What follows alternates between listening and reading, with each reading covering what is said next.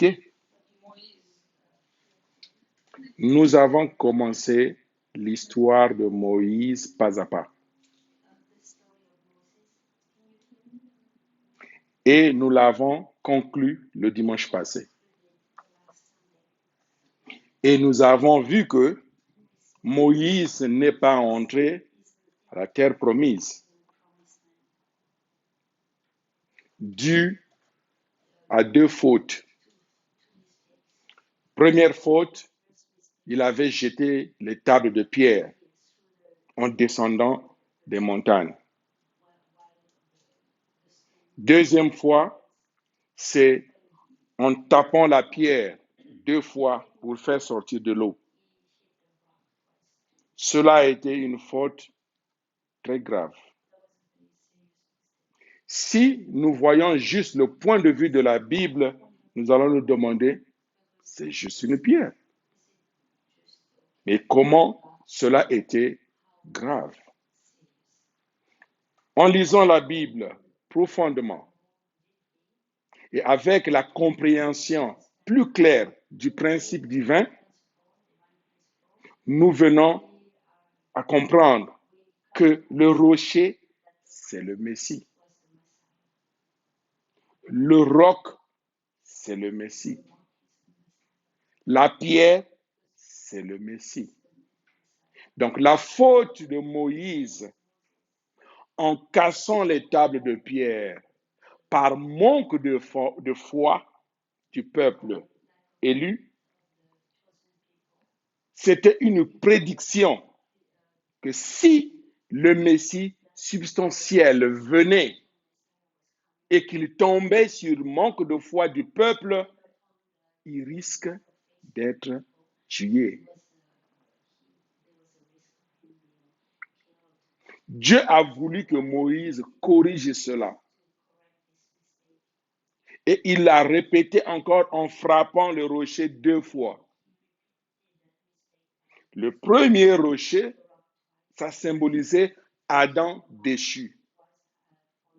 Donc en frappant le rocher, ça veut dire que le Messie qui vient va apporter la vie, l'eau. Et il a frappé 2 fois. Ça voulait dire quoi? Que première fois le Messie va venir, il ne va pas donner la vie. Ce n'est qu'au second avènement qu'il va donner la vie. Voilà pourquoi cela était très difficile pour Dieu de pouvoir donner des sanctions. Et il a demandé à Moïse de bénir Josué, qui était un homme où la foi et l'espoir résidaient. Josué a pris le relève. Et c'est Josué qui va faire entrer ce peuple à la terre promise. Les gens ont pleuré Moïse pendant 3 mois. Et le temps était venu où les enfants d'Israël devraient prendre la responsabilité. Josué était choisi. Moïse avait prié pour lui devant le peuple. Et cette fois-ci, Josué doit prendre la responsabilité de diriger ce peuple jusqu'à la terre promise. Quand nous lisons l'histoire de Josué, Dieu lui parle. Je lui dis, Moïse, mon serviteur, est mort. Maintenant, c'est toi qui dois faire entrer ce peuple à la terre promise. Il y a une chose que je voulais faire découvrir à quelqu'un.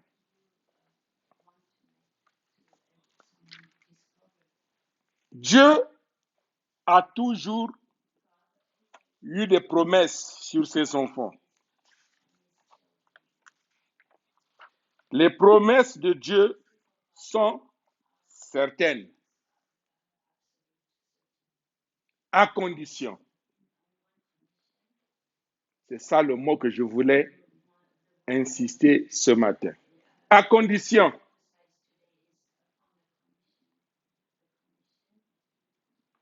Josué à la tête de la terre promise. Non, Josué à la tête du peuple élu. Il dit, Moïse, mon serviteur, est mort. Et il dit,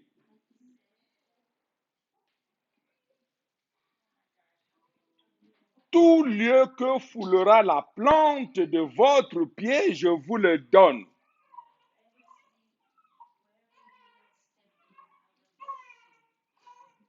Tout lieu que foulera la plante de votre pied, je vous le donne, comme je l'ai dit à Moïse. You need a translation, so you be close there for the translation.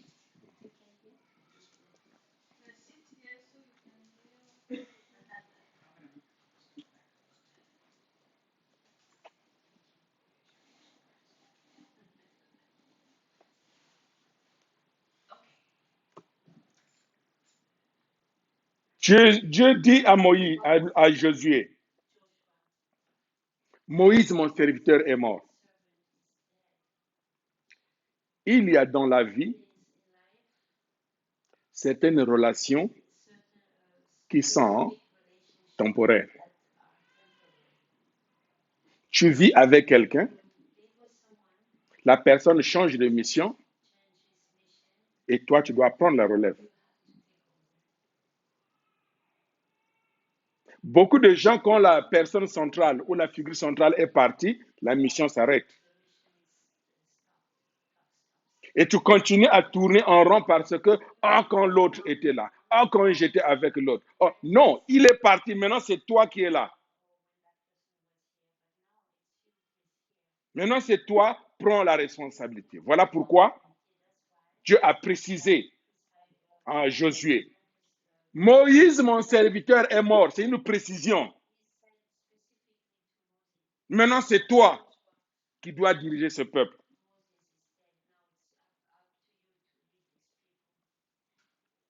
Il dit, nul ne tiendra devant toi. D'abord, il avait dit, tout lieu que foulera la plante de votre pied, je vous le donne en possession. Partout où tu vas mettre ton pied, à condition que la parole que j'ai donnée à mon serviteur Moïse ne te quitte pas. À condition. Les promesses de Dieu sont certaines, mais à condition que tu sois dans sa parole. À condition que tu respectes sa parole. À condition que tu vives cette parole. Il dit, nul ne tiendra devant toi tant que tu vivras. Nul ne tiendra devant toi tant que tu vivras. À condition que la parole ne te quitte pas. Parce que parfois nous paniquons. Mais Dieu m'a promis, j'ai une promesse. Cette promesse peut être retardée ou s'accomplir le plus tôt possible, à condition que tu sois dans la parole. Si tu es loin de la parole et tu retardes ta promesse, la promesse de Dieu, elle est certaine. Il dit, nul ne tiendra devant toi tant que tu vivras. Je serai avec toi comme j'ai été avec Moïse. Dieu, c'est la parole. Il est dans sa parole. Et la parole qu'il a donnée ne te doit pas te quitter. Tant que tu as cette parole, je serai toujours avec toi, comme je l'ai été avec Moïse. Il précise, il dit, fortifie-toi seulement. Fortifie-toi et prends courage. Fortifie-toi et prends courage. Beaucoup de gens pensent que je suis béni de Dieu, mais rien ne vient. Je suis béni de Dieu, et rien ne vient. J'ai la promesse, mais ça ne s'accomplit pas. Il est dit, à condition, fortifie-toi et prends courage. Car c'est toi qui mettras ce peuple en possession du pays que j'ai juré à leur père de leur donner.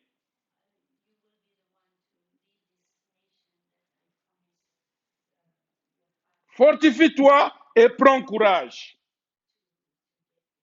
Il insiste, fortifie-toi seulement et aie bon courage. Ça veut dire quoi? Il faut travailler dur. Il faut travailler, être sur la ligne de front. C'est ça, être courageux. Le courage, ce n'est pas que je suis courageux parce que je dors bien. Tu dors et tu attends la promesse de Dieu. Il faut être sur la ligne de front. Fortifie-toi et sois courageux. Et il dit, en agissant fidèlement selon toute la loi que Moïse, mon serviteur, t'a prescrite. Ne t'en détourne ni à droite ni à gauche, afin de réussir dans tout ce que tu entreprendras. Pour que tu réussisses dans tes entreprises, que la parole, la loi que j'ai donnée à mon serviteur Moïse ne doit pas te quitter. Ne détourne ni à droite ni à gauche. C'est-à-dire, ça veut dire que parfois, tu peux chercher à caresser, à prendre ce qui t'arrange. Tu veux prendre ce qui t'arrange parce que ceci est dur. On a dit, ne va ni à gauche ni à droite. Si tu veux réussir dans tes entreprises, voilà cette parole. Voilà pourquoi il est dit, à condition que tu aies cette parole. Il dit, rappelez-vous,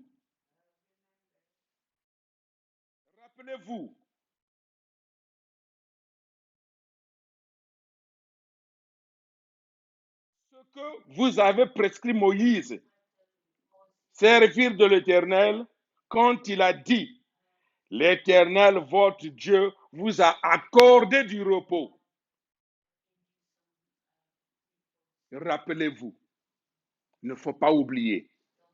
La parole que Dieu a donnée à Moïse, ce n'est pas parce que Moïse est mort que ça, la parole que Dieu lui a donnée est expirée. Non. Donc, rappelez-vous, le pays vous appartient, à condition que la parole reste avec vous. Cette parole a été donnée à Josué, au peuple élu, à moi aujourd'hui et à toi aujourd'hui. Pourquoi à moi aujourd'hui?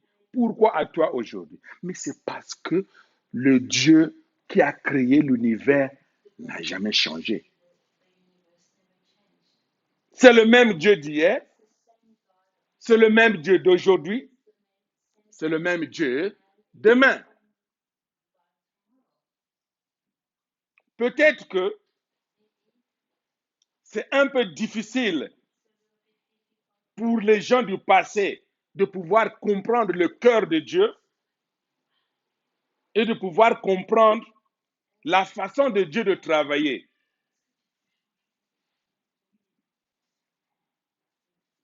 Cette parole devient de plus en plus claire aujourd'hui. Un, de par la Bible.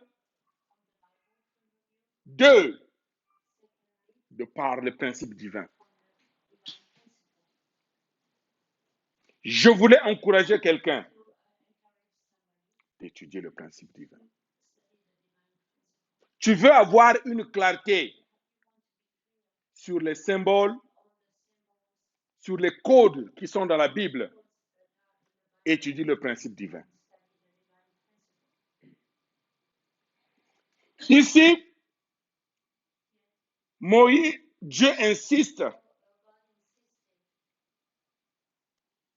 pour dire à Josué, fortifie-toi, sois courageux.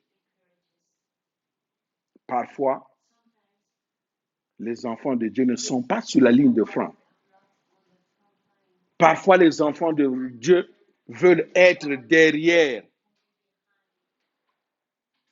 au lieu d'être sur la ligne de front, parce qu'on a dit, sois courageux en restant en arrière.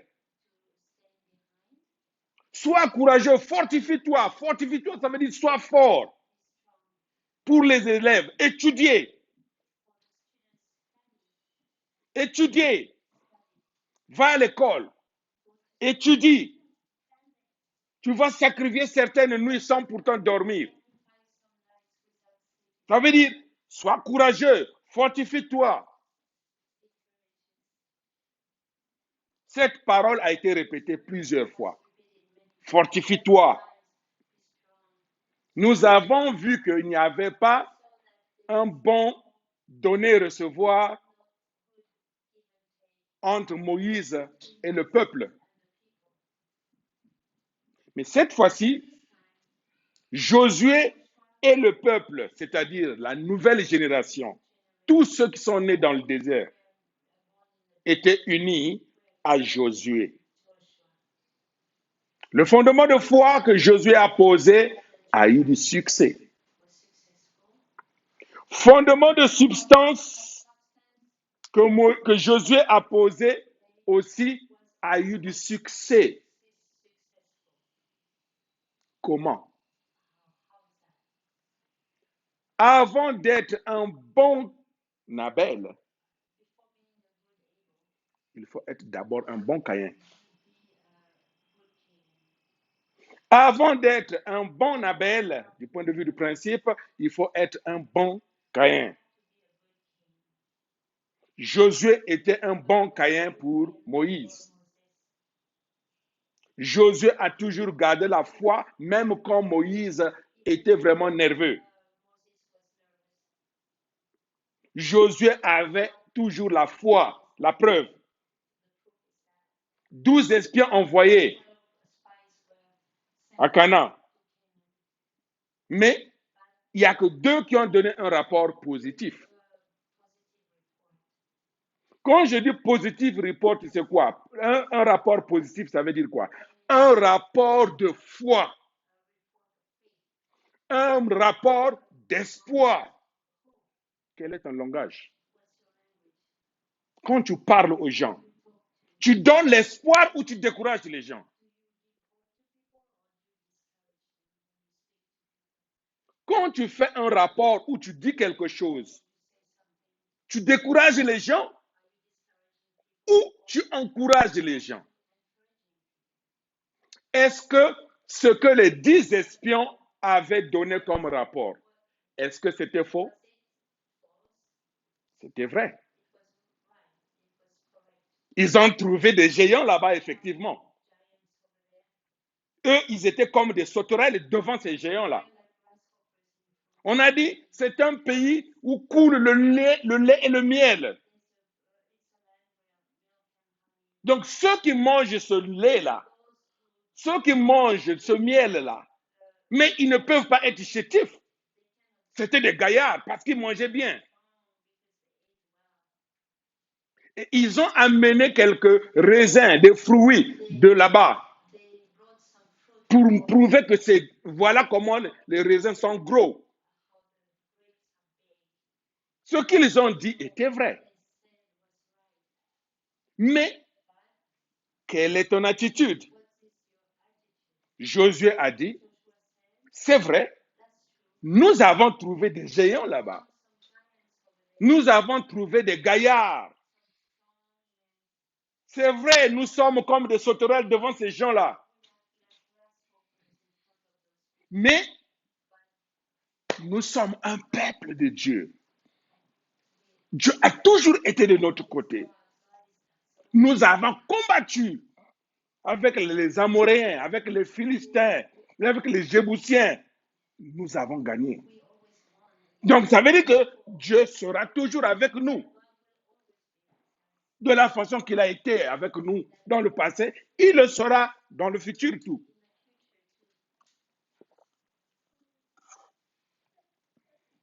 Tu peux dire, tu peux avoir la vérité, mais comment tu la présentes? L'espoir, donne l'espoir à quelqu'un. Ne décourage pas les gens. J'ai connu quelqu'un qui avait décidé de faire la médecine, comment on appelle ça, c'est nursing.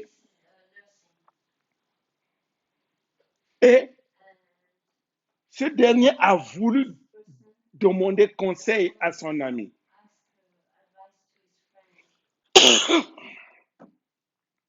Son ami a dit, nursing, c'est difficile. J'ai connu des gens qui ont étudié et qui ont raté. Il n'a pas dit que j'ai étudié.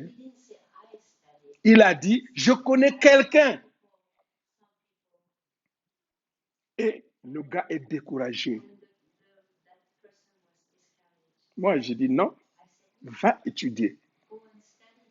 Est-ce que ceux-là qui ont échoué, est-ce qu'ils ont suivi correctement? Quel est ton langage? Voilà pourquoi Dieu avait choisi Josué, parce que c'était un homme de foi.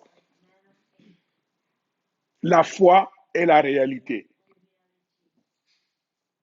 C'est vrai ce qu'ils ont vu, mais l'espoir, les 10 ont découragé le peuple, mais Josué et Caleb, ils ont encouragé les gens. Comme ils étaient minoritaires, ils n'ont pas gagné. Cette fois-ci, Josué lui-même, il est à la tête, à la place de Moïse. Il a vu la façon de Moïse de diriger, mais il n'a jamais critiqué. Lui, il a pris des leçons. Moïse avait envoyé 12 espions qui sont venus avec un rapport négatif. 2 seulement qui ont donné un bon rapport. Josué envoie 2 espions cette fois-ci. Au lieu d'amener beaucoup de gens qui viendront raconter n'importe quoi, qui vont décourager les gens, mais 2 espions. Les 2 espions sont partis et ils ont été, comment on appelle ça? On les avait vus, voilà. On les avait vus et ils se sont cachés dans la maison d'une femme prostituée. Cette femme prostituée, on l'appelle Rahab. Mais avant que Josué n'envoie les 2 espions, il a parlé au peuple. Et le peuple a répondu, nous ferons tout ce que tu vas nous dire. Nous irons partout où tu nous enverras. nous t'obéirons entièrement, comme nous avons obéi à Moïse.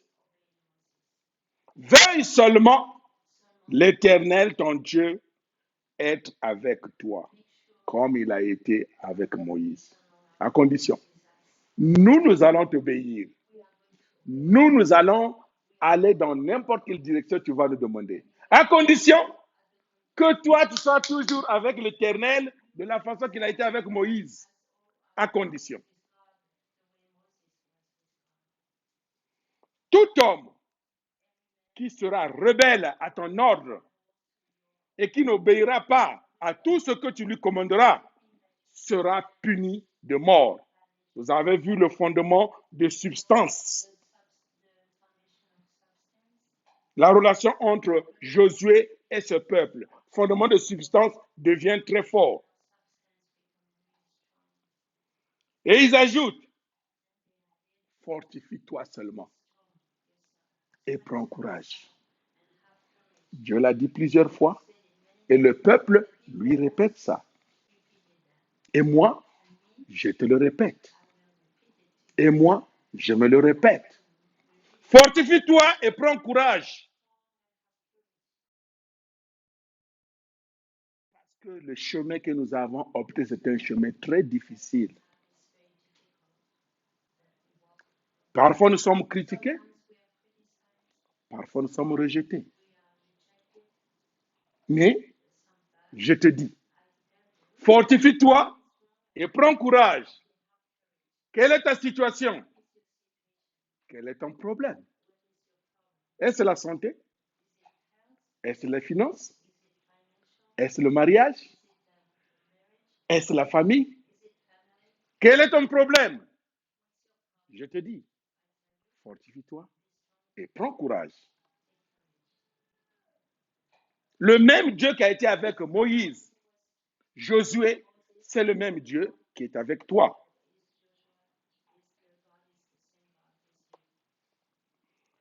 Les deux espions sont arrivés. On a dit discrètement. Discrètement. Ils sont allés en secret. Mais, malgré qu'ils sont allés discrètement, quelqu'un les a vus. On a dit, on dit au roi de Jéricho, on a dit au roi de Jéricho, il y a des espions dans la ville. On, chez nous on dit on, c'est le pronom des voleurs et des menteurs.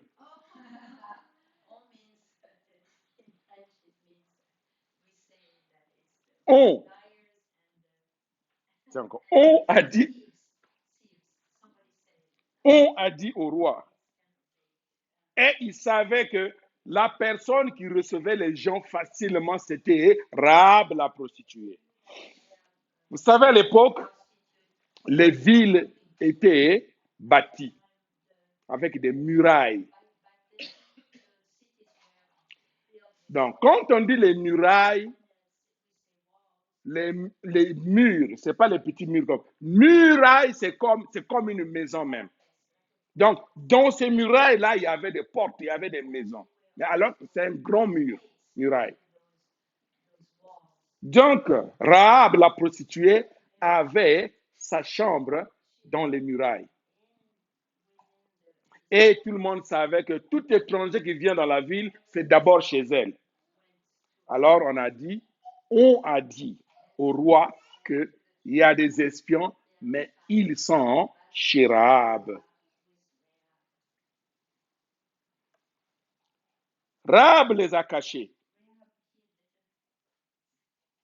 Et les gens sont venus dire, il y a eu des étrangers qui sont venus dans la ville, ils sont chez toi.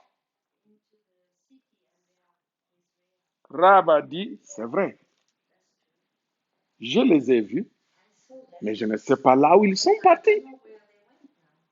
Mais entre-temps, il les avait cachés sur le toit. Donc, non, Inde, c'est en bas. C'est comme le grenier ou le... le plafond, à peu près comme ça. Voilà, à l'intérieur. On a dit que c'était couvert de voile. Donc c'est à l'intérieur, mais c'est là-bas qu'ils étaient. Ils ont demandé, ils ont dit, ils sont chez toi. Elle a dit, c'est vrai, je les ai vus, mais je ne sais pas là où ils sont partis. Ici, il y a eu quelqu'un qui a fait la déclaration. C'est un homme de Dieu, précisément un pasteur, qui a dit que Rahab a menti. Et c'est vrai qu'elle a menti.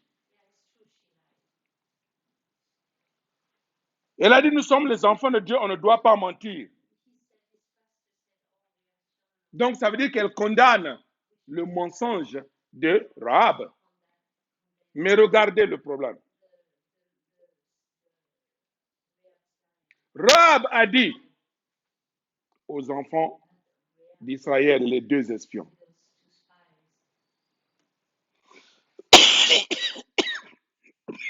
pardon.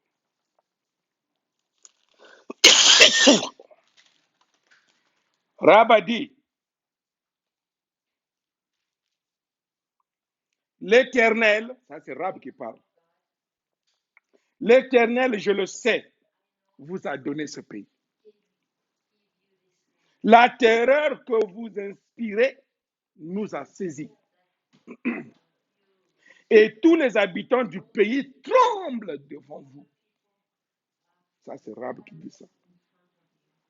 Car nous avons appris comment, à votre sortie de l'Égypte, l'Éternel a mis à sec devant vous les eaux de la mer Rouge. Et comment vous avez traité les deux rois des Amoréens au-delà du Jourdain, Sion et Og, que vous avez dévoués par interdit. Nous l'avons appris et nous avons perdu courage. À tous nos esprits, et non, et tous nos esprits sont abattus à votre aspect. Car l'Éternel, votre Dieu, qui est Dieu en haut, dans les cieux, et en bas, sur la terre, c'est lui qui est l'Éternel. Votre Dieu, c'est l'Éternel. C'est lui qui est en haut, c'est lui qui est en bas. Et maintenant, je vous prie, jurez-moi par l'Éternel, c'est-à-dire par votre Dieu, pas notre Dieu, par votre Dieu, que vous aurez pour la maison de mon Père la même bonté que j'ai eue pour vous.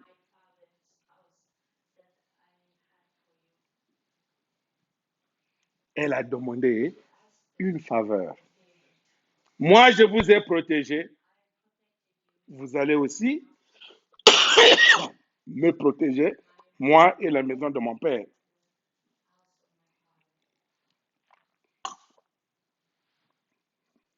Et ils ont répondu, nous allons faire ce que tu nous as demandé, à condition, quelle est la condition qu'ils ont donnée? À condition de ne pas divulguer ce qui nous concerne. À condition de ne pas divulguer ce qui nous concerne. À condition. Quand tu as appris l'histoire de quelqu'un, qu'est-ce que tu fais? Tu protèges ou tu divulgues? Surtout aujourd'hui avec le téléphone. Oh, est-ce que tu sais? Mais ça n'a rien à voir avec la personne ni avec toi. C'est l'histoire de quelqu'un. Oh, tu sais, ici on a dit, à condition, ne divulgue pas ce qui nous concerne.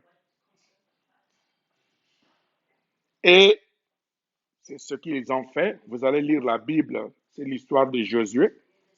Vous allez découvrir les détails.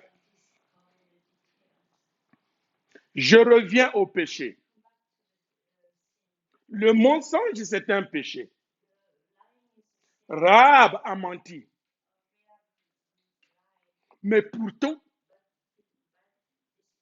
sans mensonge, elle a sauvé la vie, sa propre vie et la vie de ses parents. C'est quoi le péché? C'est quoi le mensonge? Je dis à quelqu'un, si tu n'as pas encore étudié le principe, il faut étudier. Parce que le principe donne la clarté à beaucoup de choses qui créent la confusion dans la Bible ou dans notre vie. Qu'est-ce que le péché? Le péché, c'est une pensée ou une action qui viole la loi céleste et qui permet à Satan d'agir directement ou indirectement. Si ce que tu as dit, même si tu as fait une bonne chose, mais si cela a permis à Satan d'agir, c'est un péché. Mais si ce que tu as fait ou ce que tu as dit, ça permet à Dieu de travailler, ce n'est pas un péché. Il n'y a pas une action qui prouve que ça c'est le bien et ça c'est le mal. Le bien ou le mal, cela dépend de la motivation, la direction et le but. Voilà ce qui fait le bien ou le mal. Maintenant, Rahab a menti, mais son nom se trouve parmi les saints parce qu'elle a protégé les enfants de Dieu.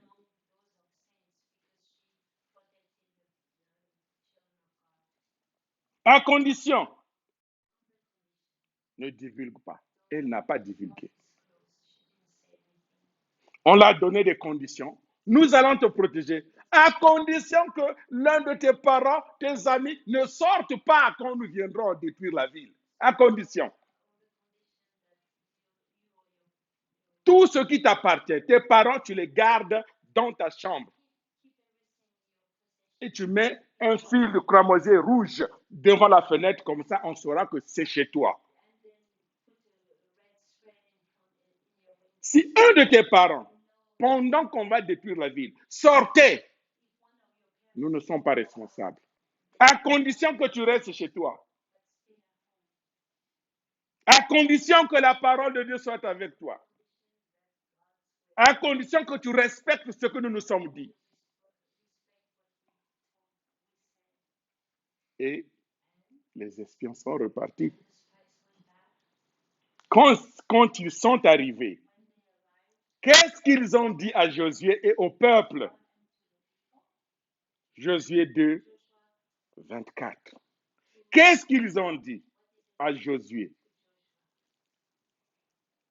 Ils dirent à Josué, certainement, l'Éternel a livré tout le pays entre nos mains. Et même tous les habitants du pays tremblent devant nous.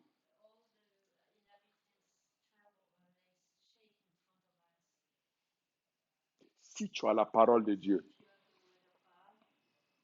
si tu vis la parole de Dieu, je ne pense pas que toi, tu vas trembler devant quelqu'un.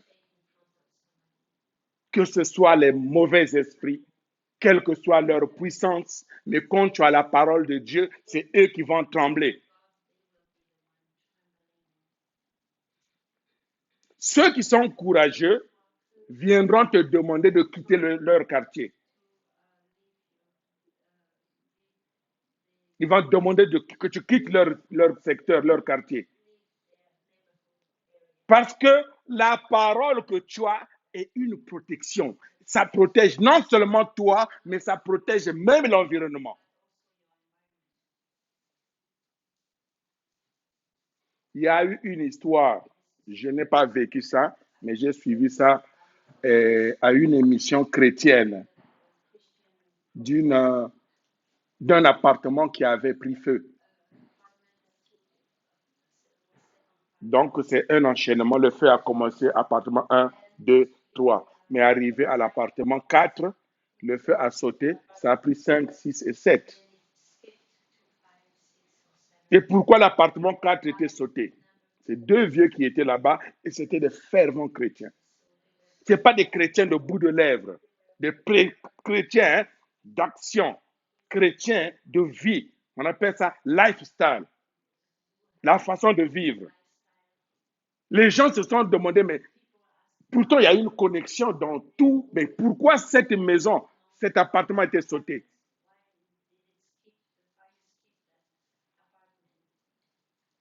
Ce n'est pas l'histoire. Quand nous étudions l'histoire, quand nous lisons la Bible, si tu lis la Bible selon le passé, tu vas passer à côté. Il faut lire que voilà, ça c'est ma vie, ça c'est moi. Maintenant, qu'est-ce que je fais? C'est le même Dieu, il n'a pas changé. À condition.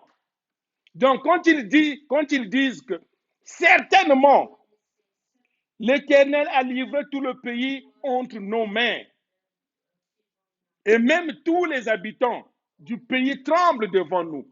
Qu'est-ce que ça veut dire? C'est la foi. Une parole de foi, une parole d'espoir.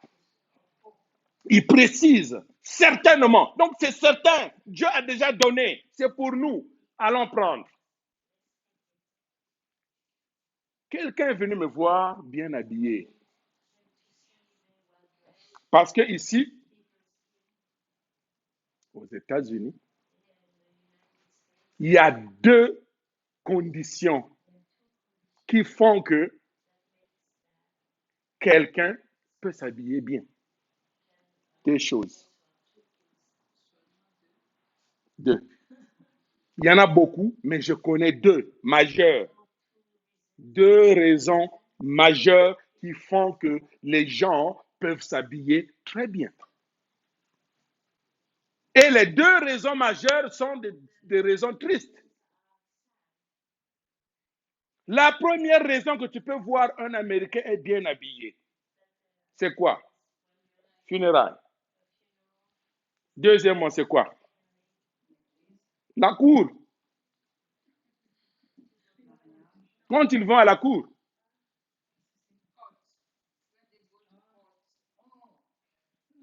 Funérailles ou la cour. Deux raisons. Maintenant, j'ai vu quelqu'un qui était bien habillé. Je lui ai demandé, waouh, tu es très beau. Où vas-tu? J'ai interview.